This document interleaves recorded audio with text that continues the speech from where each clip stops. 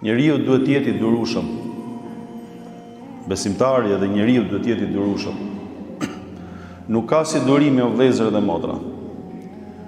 Innama yuwaffa as-sabiruna ajrahum bighayri hisab. Me të vërtetë, Allahu xhaleshanu i shpërblen durimtarët pa hesab. Pra nëse një vepër ka shpërblim të caktuar, shpërblimin X, e bëre këtë ka një shpërblim 1 me 1, 1 me 10, 1 me 70, 1 me 700 siç është në Kur'an.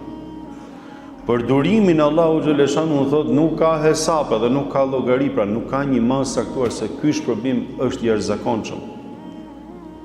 Nuk mund të matet me asnjë matje. Dhe jo më kot Allahu xhaleshanu i shpërblen durimtarët sepse durimi e zbukuron jetën.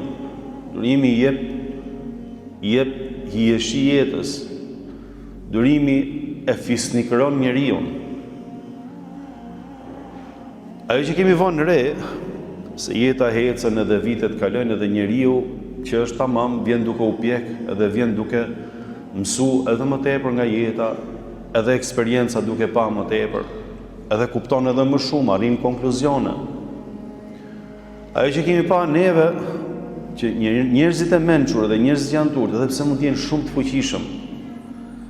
Në moment që përballen me diçka ose dikush është duke i hyrë në hak ose është dikush që po bën diçka që nuk është në rregull karshi ti, nuk reagojnë me një herë, domethënë me reagime të çuditshme, por se e marrin situatën, e marrin me terezi.